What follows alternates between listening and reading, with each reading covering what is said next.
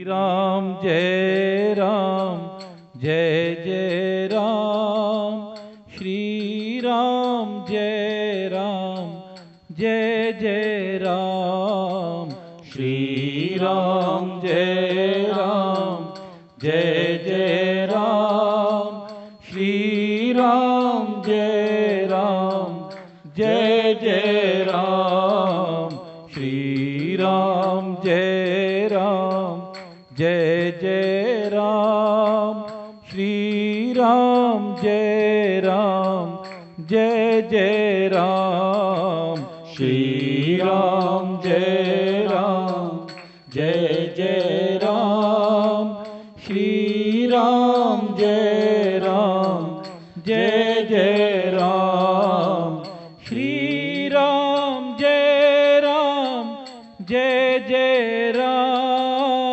श्री राम जय राम जय जय राम, श्री राम जय राम जय जय राम, श्री राम जय राम जय जय राम, श्री राम जय राम जय जय राम। बोल मर्यादा पुरुषोत्तम भगवान राम की जय। सतगुरुदेव महाराज जी की जय।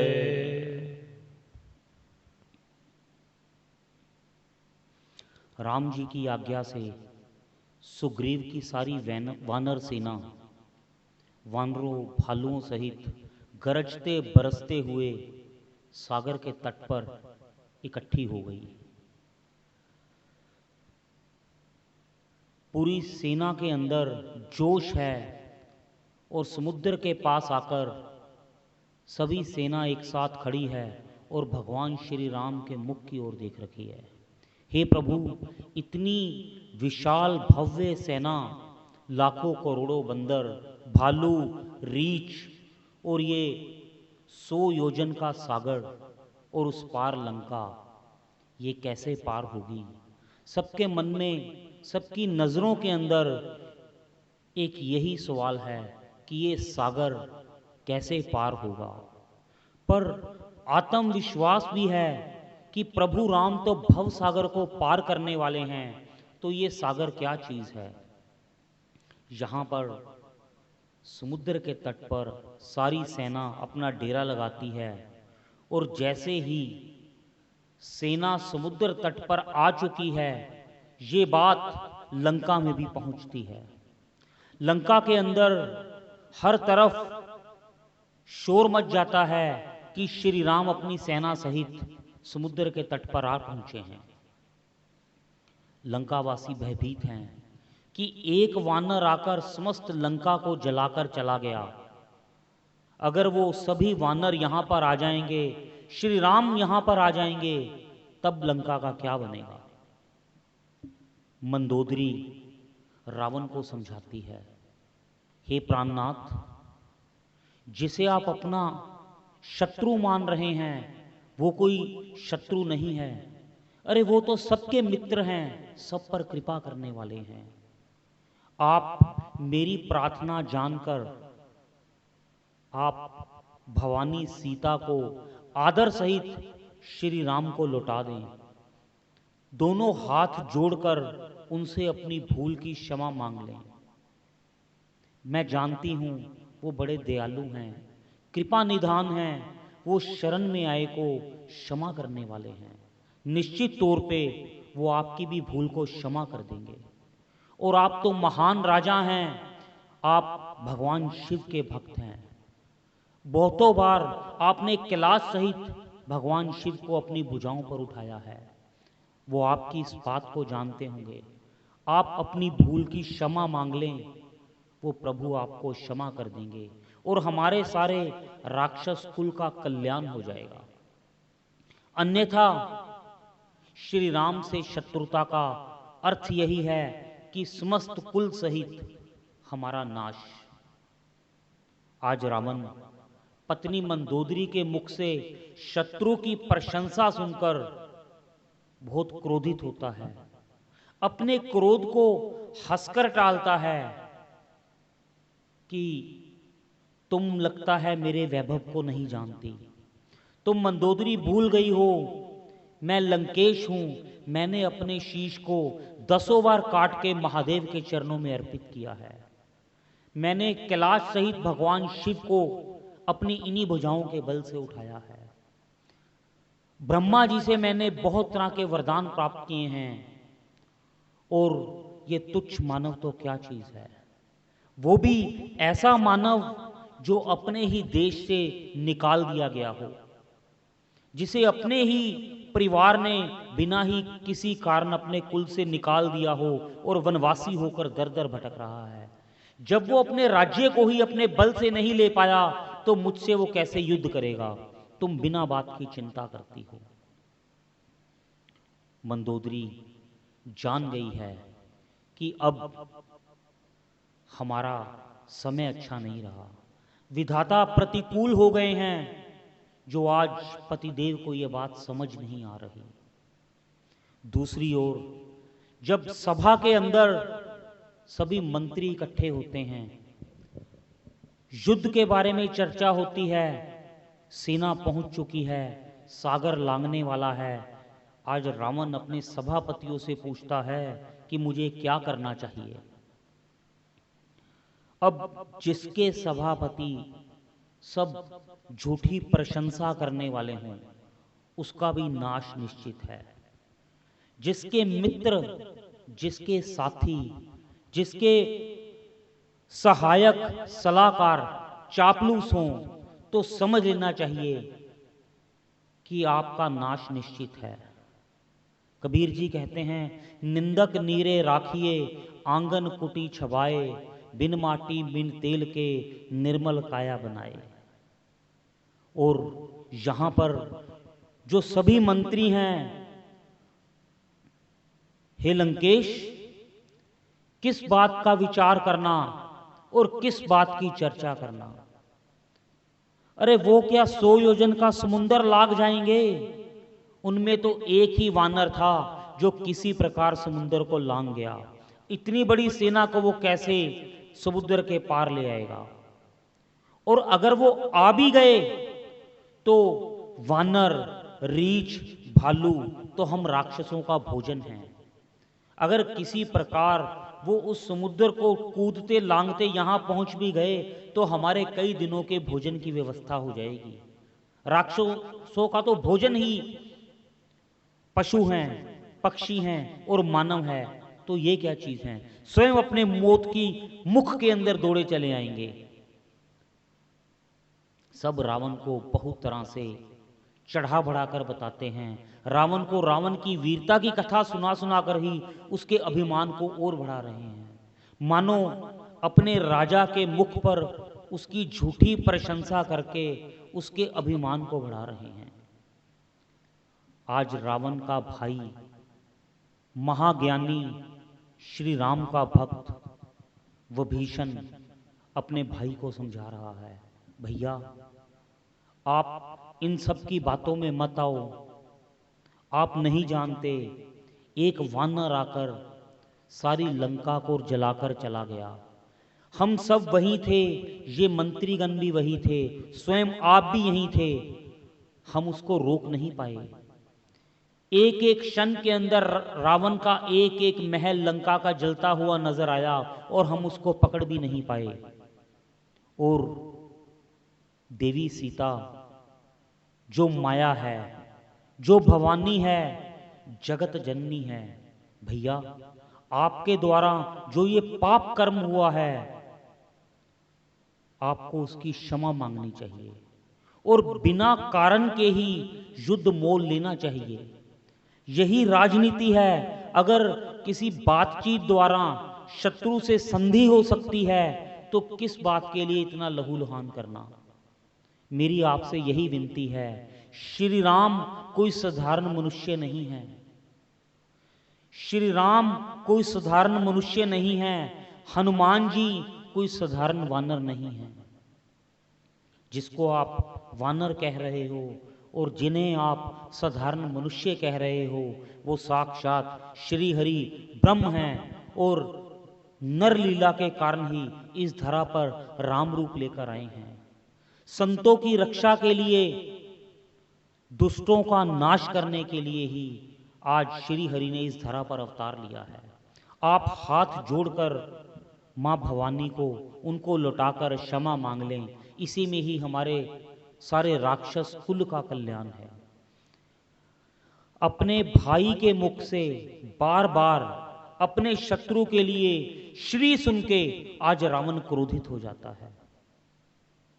वह भीषण, तू शुरू से ही डरपोक है और अपने वीर भाई के प्रताप को ना जानते हुए मेरे ही सामने मेरे शत्रु की तू प्रशंसा करके मुझे भयभीत करना चाह रहा है। मैं जानता हूं तू डरपोक है और तू आज पता लग गया शत्रु के पक्ष का भी है, और मेरे पक्ष के अंदर शत्रु के हितैषी का क्या काम। बहुत तरह से विभीषण ने समझाया, बहुत धर्म नीतियों से समझाया, बहुत राजनीति द्वारा समझाया, लेकिन विनाश काले विपरीत बुद्धि। आज रावण को किसी की बात अच्छी नहीं लग रही। छाती पर लात मारता है अपने भाई की, दूर हो जा मेरी नजरों से, जा जिसके तू गुण गा रहा है ना उसी की शरण में चला जा, मेरे राज से निकल जा। विभीषण फिर अपने भाई के चरणों को पकड़कर बार बार विनती कर रहा है, भैया मान जाओ, क्यों आप ऐसा हठ करते हो, क्यों आप साक्षात राक्षस कुल के नाश का कारण बन रहे हो। बार बार समझाने के बाद भी रावण का क्रोध बढ़ता हुआ देखकर बार बार दुत्कार करता हुआ अपने भाई को निकाल देता है।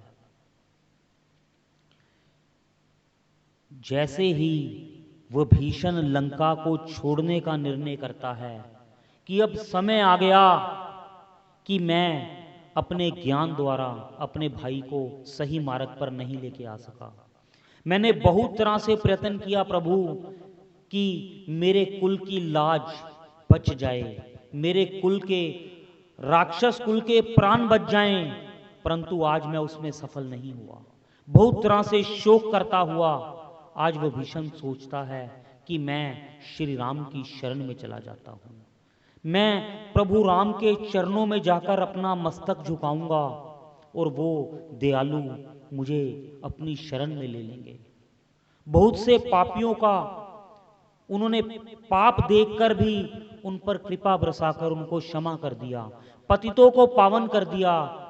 वो मेरे हृदय की भक्ति को और सच्ची निष्ठा को अवश्य जानते हैं। वो तो सबके हृदय की जानने वाले हैं और मैं उनके श्रीमुख के दर्शन पाऊंगा। ऐसे आनंद की कल्पना करके वो भीषण जी लंका को छोड़कर आज श्री राम के ओर जाने के लिए निकल पड़ते हैं। यहां जब विपरीत समय आता है उसके लिए मानस हमें शिक्षा दे रही है। जब विपरीत समय आता है, प्रतिकूल परिस्थिति आती है, तो भाई भाई का शत्रु हो जाता है। रावण ने अपने ज्ञानी भाई को अपने राज्य से निकाल दिया और दूसरी तरफ श्री राम अपने पिता की आज्ञा से अपने राज्य को छोड़कर आए हैं और भाई अपने भाई को लेने के लिए वन में मिलने के लिए आता है। ये भाव और समय की बात है। अयोध्या के अंदर प्रतिकूल समय आया, लेकिन भाइयों के प्रेम ने और एक दूसरे के लिए त्याग की भावना में प्रतिकूलता को प्रतिकूलता में बदलने नहीं दिया।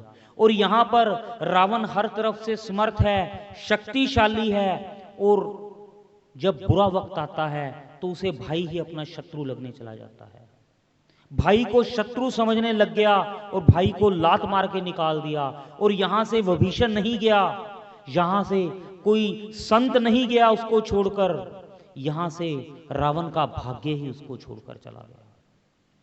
आपके घर से जब कोई संत निराश होकर चला जाता है, अपमानित होकर चला जाता है, आप अपने भाई को, अपने पुत्र को, किसी संबंधी को, माता पिता को अपमानित करके निकालते हैं, तो उस दिन आप जान लेना कि आपने अपने भाग्य को ही निकाल दिया,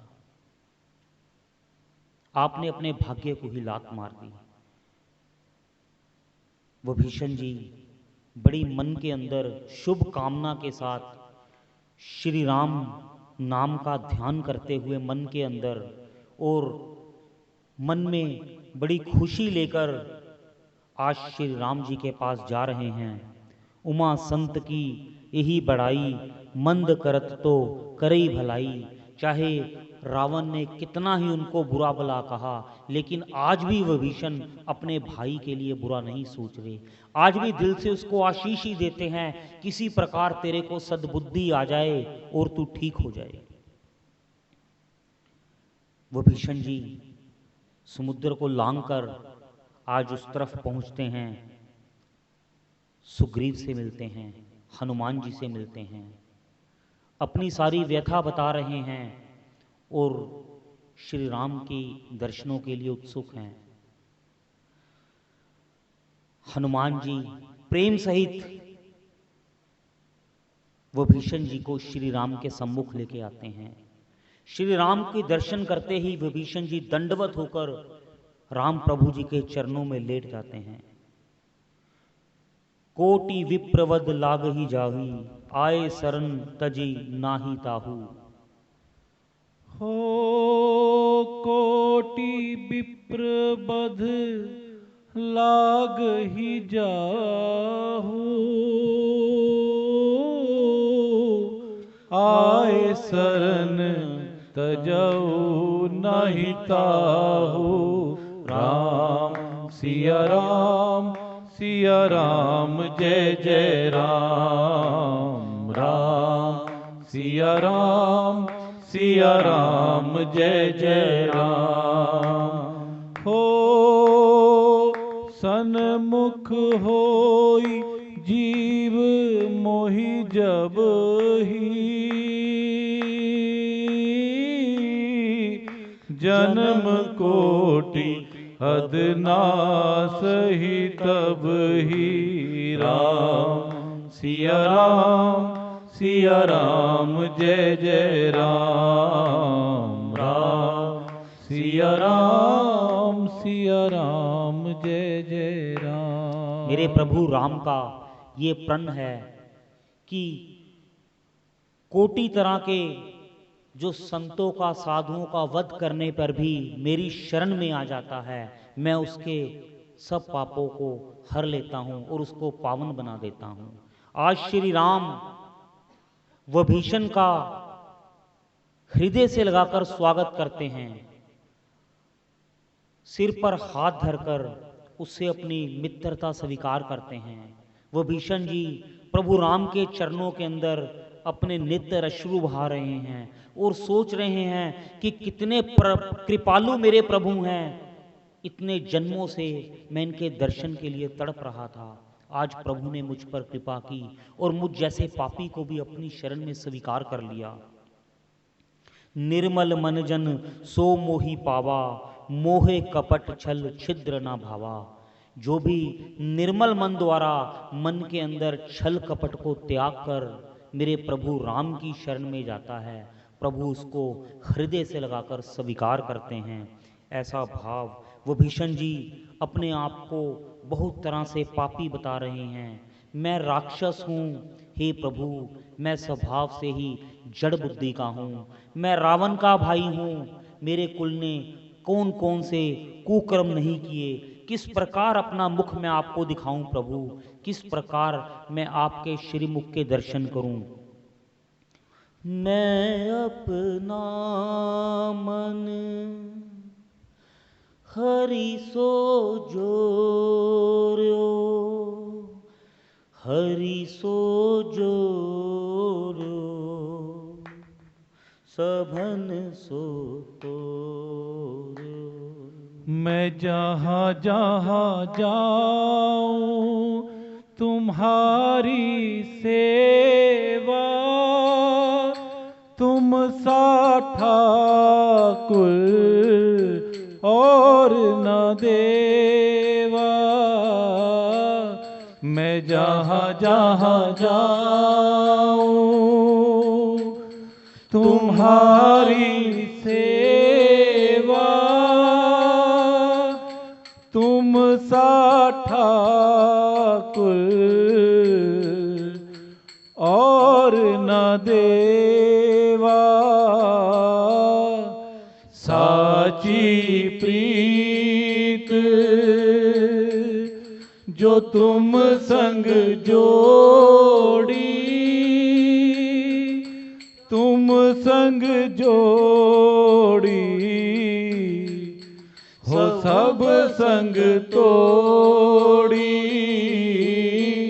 मैं जहाँ जहाँ जाऊं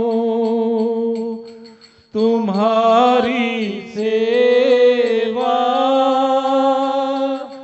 तुम सा ठाकुर और न देवा। तुम सा ठाकुर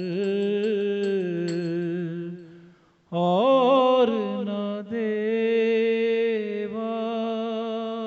तुम सा ठाकुर और न देवा।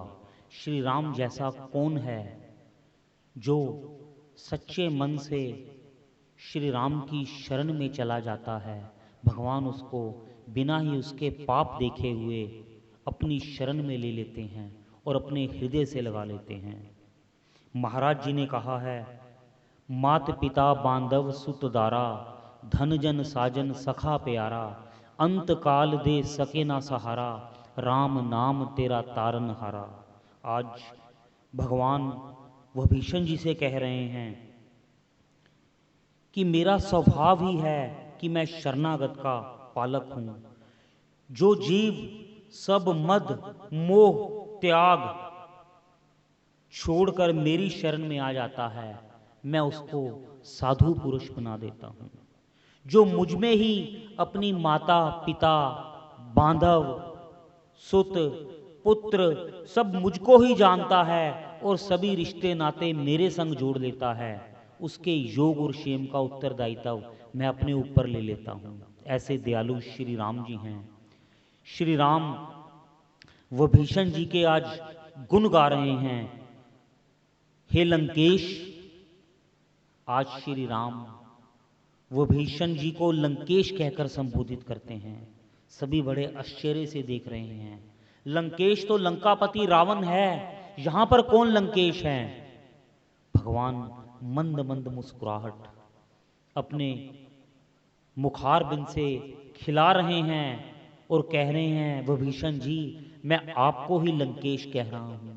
मानो आज भगवान ने बिना ही यत्न किए विभीषण जी को लंका का राज्य दे दिया।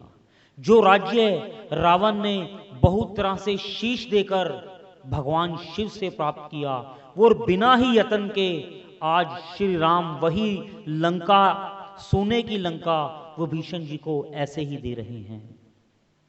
सभी भगवान के भाव को देखकर प्रसन्न हो रहे हैं। हे लंकेश, मैं तुम्हारी भक्ति से प्रसन्न हूं। तुम उन परिस्थितियों के अंदर रहकर भी तुमने हमेशा सत्य का संग किया। राक्षसों के बीच में रहकर वहां का जो वातावरण था वो सारा राक्षसी प्रवृत्ति का था और उसके अंदर भी तुमने सत्य का साथ दिया, प्रभु की भक्ति की। उसी कारण तुमको ये आज सुख प्राप्त हुआ है कि तुम्हें प्रभु के दर्शन का लाभ मिला। और शायद यही वो कारण है कि भगवान उनकी भक्ति से प्रसन्न होकर ही विभीषण को आज लंकेश निर्धारित कर रहे हैं। तभी भगवान सुग्रीव जी को और बाकी लोगों को आज्ञा कर रहे हैं कि जाओ समुद्र का जल लेके आओ, इसी क्षण मुझे विभीषण का राज्य तिलक करना है। समुद्र का जल मंगवाया गया। बहुत तरह से विधियों द्वारा आज विभीषण का राज्याभिषेक कर कर लंकेश घोषित कर दिया गया। हे राम, तेरी महिमा अपार है। विभीषण जी राज्य तिलक करवा रहे हैं, नेत्रों से प्रेम अश्रु बह रहे हैं। शायद सोचते हैं कि मेरी किसी मन के अंदर कभी ना कहीं मेरे किसी संकल्प के अंदर लंकेश बनने की इच्छा थी। मैंने कभी शायद कल्पना की होगी, शायद मैंने स्वप्न में कभी ऐसा रावण का वैभव देखकर सोचा होगा कि काश मैं भी कभी लंकेश बनूं, और मेरे दयालु प्रभु मेरे छोटे से संकल्प को भी जानते हैं, और मेरे प्रभु इतने दयालु हैं कि मेरी वो कल्पना जो कभी स्वप्न में हुई होगी उसको भी वो ध्यान में रख के पूर्ण कर रहे हैं। हे हे राम, राम हे राम हे राम हे राम, जग में साचो तेरो नाम। हे राम हे राम हे राम हे राम, तू अंतर्यामी सबका स्वामी, तू अंतर्यामी सबका स्वामी, तू अंतर्यामी सबका स्वामी, तू अंतर्यामी सबका स्वामी। तेरे चरणों में चारों धाम। हे राम हे राम हे राम हे राम, तू ही जगदाता विश्व विधाता, तू ही जगदाता विश्व विधाता, तू ही जगदाता विश्व विधाता, तू ही जगदाता विश्व विधाता, तू ही सुबह तू ही शाम। हे राम हे राम हे राम हे राम, तू ही जगदाता विश्व विधाता, तू ही तो है राधा का श्याम। हे राम, प्रभु सब कुछ आप ही करने वाले हैं और सब कुछ आप ही करवाने वाले हैं। विभीषण के स्वप्न की बात तो क्या, विभीषण के मन के अंदर ऐसा कामना का बीज भी आप ही बोने वाले हैं प्रभु। आपकी माया आप ही जान सकते हैं। यहाँ भगवान विभीषण जी को राज्य देते हैं। जिस युद्ध को, जिस घमासान युद्ध को भगवान अभी लड़े भी नहीं, उसकी संपत्ति का लालच आज श्री राम को नहीं है। ऐसा जीव और ऐसा नर इस संसार में कौन है? एक भीषण युद्ध भगवान लड़ने वाले हैं और उसकी संपत्ति के जय की कामना नहीं है, और उसको विजय करने से पहले ही उसी के भाई को सौंप रहे हैं।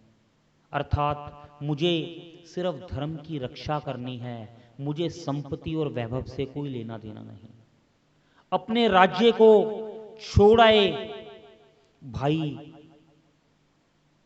थाली के अंदर उस राज्य को भगवान के चरणों में रख गया, और श्री राम उसको भी कहते हैं तू इसकी सेवा कर, जब मैं आऊंगा तो तेरी खुशी के लिए मैं इसको तुझसे ले लूंगा। अर्थात भगवान को ना अपने राज्य का लोभ है, ना अपनी संपत्ति का लोभ है। सुग्रीव को किष्किंधा का राज्य दिया बाली का वध करके, भगवान को उसकी राज्य का भी कोई लोभ नहीं है।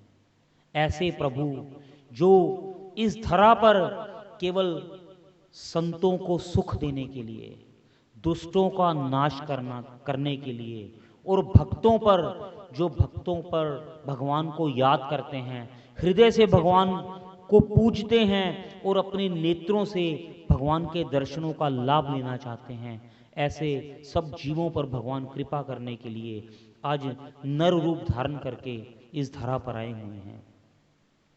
श्री राम समुद्र तट पर हैं, सारी सेना वहां पर बैठी है और भगवान के मुख की ओर देख रही है कि प्रभु अब समुद्र से रास्ता कैसे लेंगे।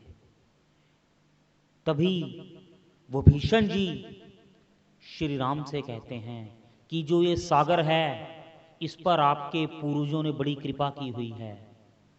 ये आपकी विनती को अवश्य सुनेगा और आप सागर से विनती करें ताकि वो अपने बीच में से आपको मार्ग दे। वहीं लक्ष्मण जी इस मत से बिल्कुल सहमत नहीं हैं। भैया, विनती तो वो लोग करते हैं जो डरपोक होते हैं। व्यर्थ में समय क्यों खराब करना, आप अपना एक बाण धारण कीजिए और इस समुद्र को सुखा दीजिए और बीच में से मार्ग बनाकर चले जाइए। पर श्री राम कहते हैं, लक्ष्मण तू जो कह रहा है मैं उस बात को जानता हूं, पर बिना ही कारण एक क्षत्रिय को शस्त्र नहीं उठाना चाहिए।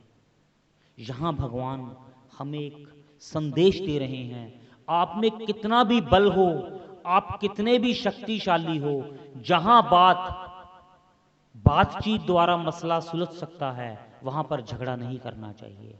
व्यर्थ में अपने बल का प्रदर्शन नहीं करना चाहिए, व्यर्थ में अपने धन का प्रदर्शन नहीं करना चाहिए, व्यर्थ में अपनी प्रतिष्ठा का फायदा भी नहीं लेना चाहिए।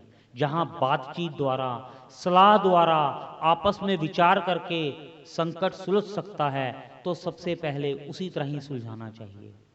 आज श्री राम इस मत को बड़ा अच्छा जानते हैं और समुद्र के पास ही एक कुशा बिछाकर, अपना आसन लगाकर समुद्र देवता की आराधना करते हैं। 3 दिन 3 रात्रि तक भगवान समुद्र से रास्ता मांगते हैं और उसकी प्रार्थना करते हैं। आज जब 3 दिन बीत गए, समुद्र की तरफ से कोई जवाब ना देखकर सारी वानर सेना भी व्याकुल है कि ये क्या हो रहा है। 3 दिन से स्वयं भगवान समुद्र की रास्ता मांगने की बाट देख रहे हैं और आज ये अहंकार के मारे बह रहा है, यहां से कोई प्रतिक्रिया ही नहीं आ रही। अब श्री राम जी अपनी नेत्रों को खोलते हैं और अपने क्रोध को दिखाते हैं। राम कहते हैं, ढोल गवार शूद्र पशु नारी, सकल ताड़ना के अधिकारी। ये लातों के भूत बातों से नहीं मानते। लक्ष्मण, तुम ठीक कह रहे थे, ये ऐसे मानने वाला नहीं है, इसको अपने आकार का अभिमान हो गया है और ये लगता है मुझे भूल गया। भगवान अपना, जाओ लक्ष्मण मेरा धनुष बाण लेकर आओ। भगवान अपने धनुष के ऊपर मंत्र द्वारा अभिमंत्रित एक बाण धारण करते हैं और समुद्र की ओर छोड़ने लगते हैं। तभी समुद्र बाहर आकर त्राहिमाम करके श्री राम के चरणों में गिर जाता है। हे प्रभु, क्षमा करो प्रभु, क्षमा करो। भगवान राम कहते हैं कि इतने दिन तेरे को विनय की, तब तेरे को ध्यान नहीं आया, आज क्या हुआ। हे प्रभु, मैं जड़ हूं, प्रभु मैं खारा हूं, हे प्रभु मैं अहंकारी हूं, प्रभु आप मुझ जैसे पापी पर कृपा करें, मुझसे भूल हो गई, आप मुझे क्षमा करें। बार बार समुद्र द्वारा क्षमा मांगने पर भगवान उससे पूछते हैं, क्षमा तुम्हें कर देता हूं, पर मुझे यहाँ इसको लांघने का कोई मार्ग बताओ, कौन सा ऐसी विधि है जिससे मेरी समस्त सेना सागर के उस पार चली जाए।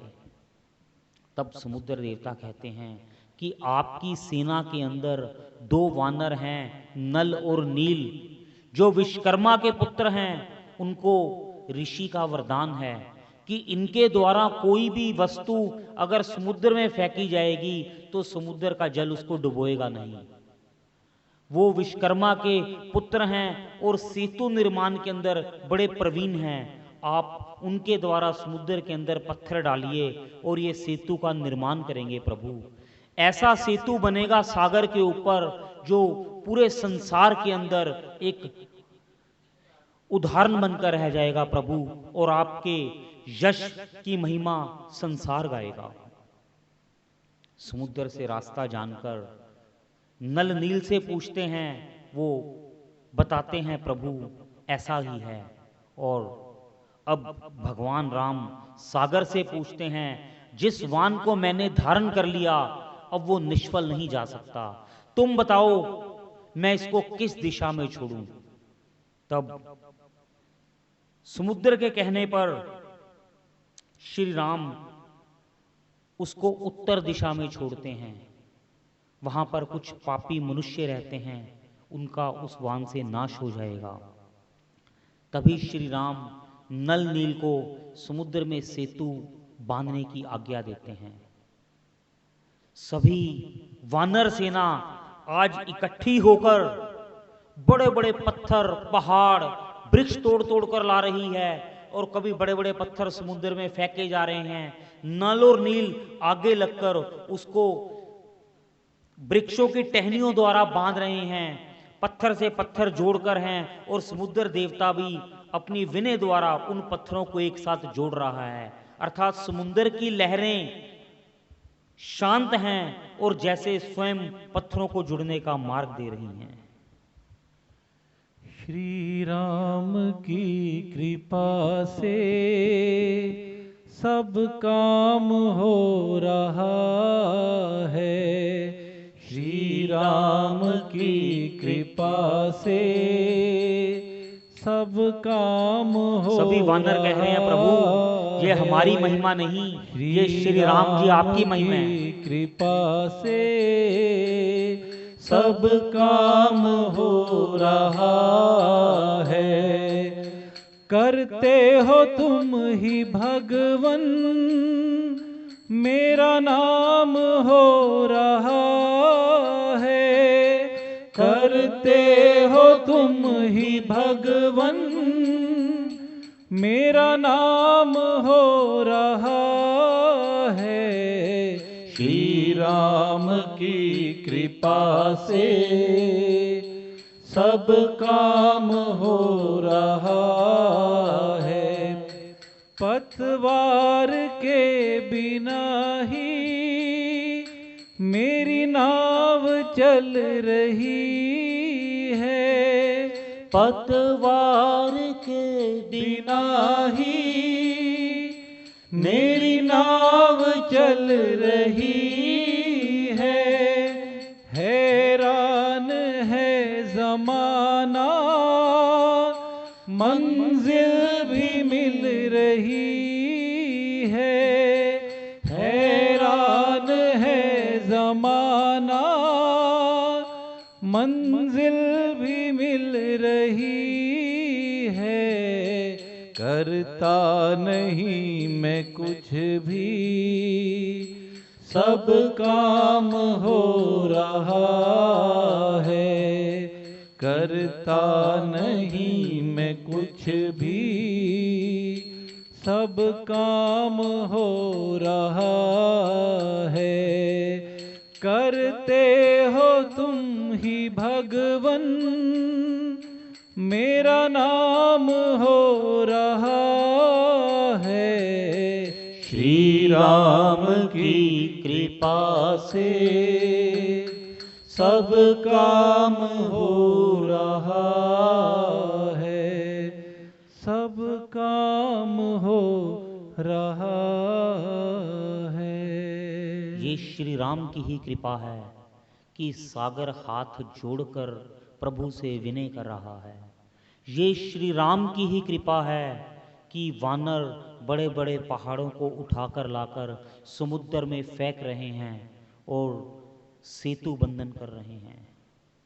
श्री राम सेतु बंधता देखकर आनंद ले रहे हैं। एक एक पत्थर के ऊपर, एक एक वृक्ष के ऊपर जो सागर के अंदर फेंका जा रहा है, उस पर हनुमान जी राम राम लिखकर अंकित कर रहे हैं। आज समुद्र के जितने जल के जीव हैं वो भी अपने भाग्य को लेकर बड़े प्रसन्न हैं कि प्रभु राम हमारे ऊपर से आज लांघ जाएंगे। श्री राम के चरण आज हमारे ऊपर पड़ेंगे। बड़े बड़े समुद्र के जीव, बड़े बड़े मछलियां, समुद्र के घड़ियाल, मगरमच्छ आज सेतु को बांधने के लिए उसके साथ साथ लग जाते हैं ताकि पत्थरों को बांधने में एक बाट की तरह सहयोग दे रहे हैं। जैसे खेत के आगे बाड़ लगा दी जाती है, वैसे समुद्र के जीव उस सेतु के साथ साथ चिपक जाते हैं कि सेना के प्रभु के सेवकों के चरण हम पर पड़ेंगे, श्री राम लक्ष्मण के चरण हम पर पड़ेंगे, हम भी इस देह से छूटकर प्रभु के धाम को जाएंगे, ऐसी कामना करते हैं। हरे रामा रामा रामा सीता राम राम राम, हरे रामा रामा रामा सीता राम राम राम, हरे रामा रामा रामा सीता राम राम राम, हरे रामा रामा रामा सीता राम राम राम, हरे रामा रामा रामा सीता राम राम राम। सेतु बन रहा है।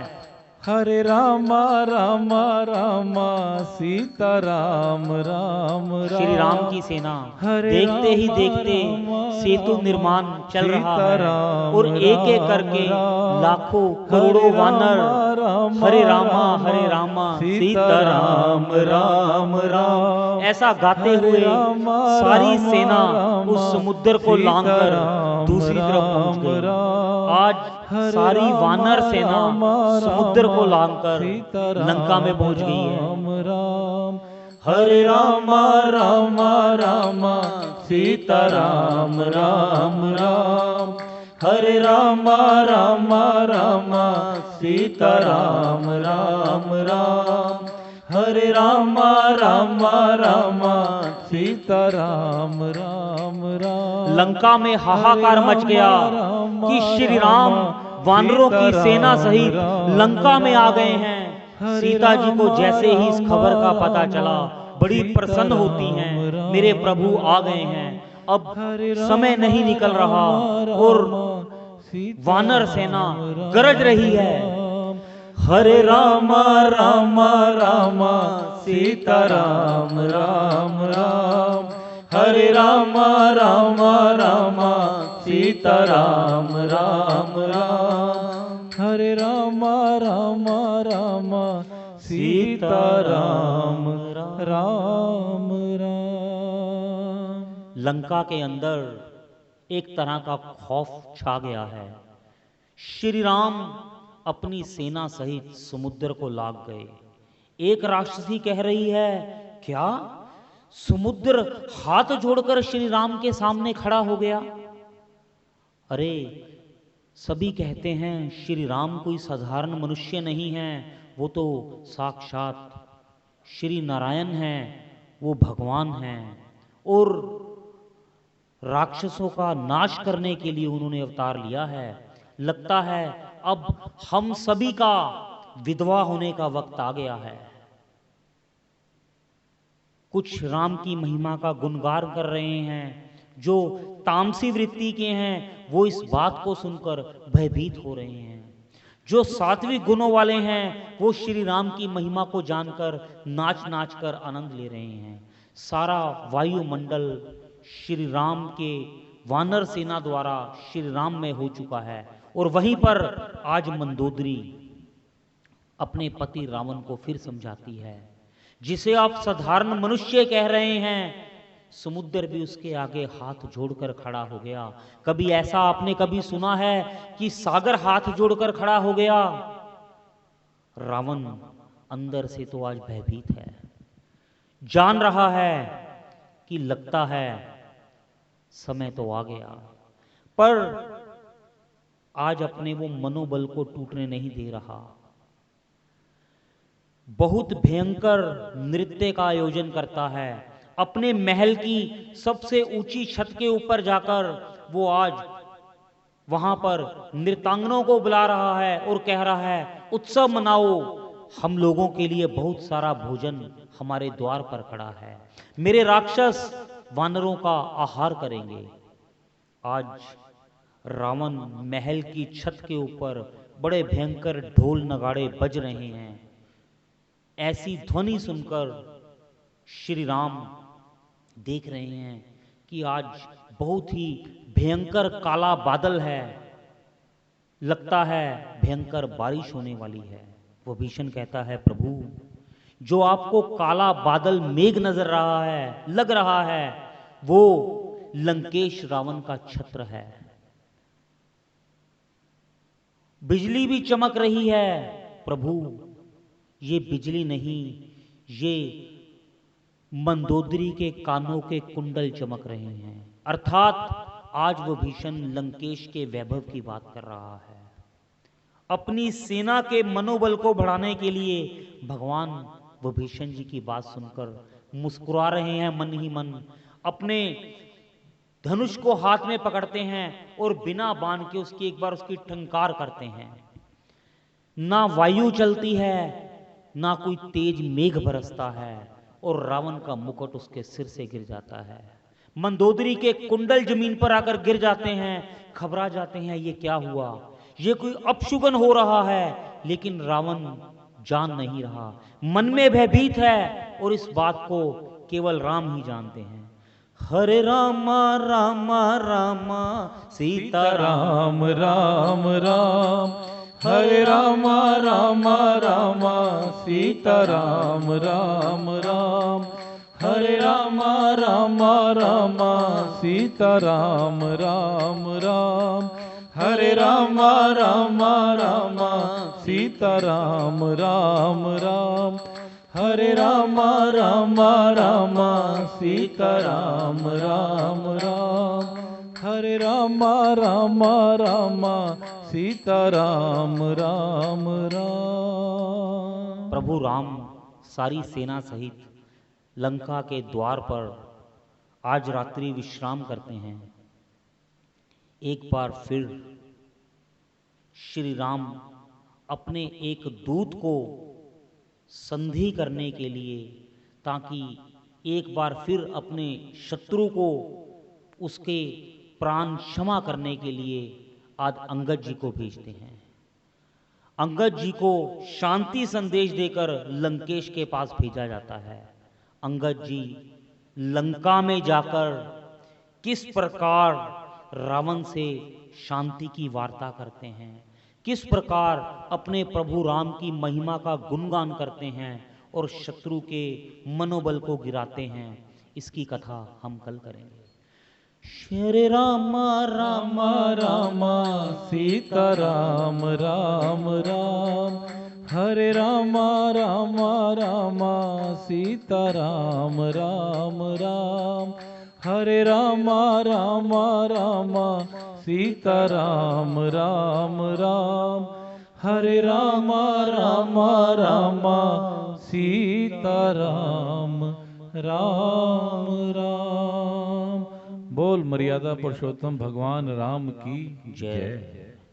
हर हर महादेव। देव जय श्री राम।